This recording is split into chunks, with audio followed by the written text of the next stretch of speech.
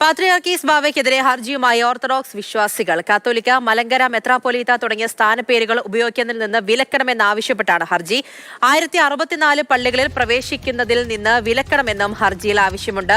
ഷിനോജ് വിവരങ്ങളുമായി ചേരുന്നുണ്ട്. ഷിനോജ്, ഈ നീക്കത്തിന്റെ അടിസ്ഥാനം എന്താണ് ഈ ഹർജിയിൽ പറയുന്നത്?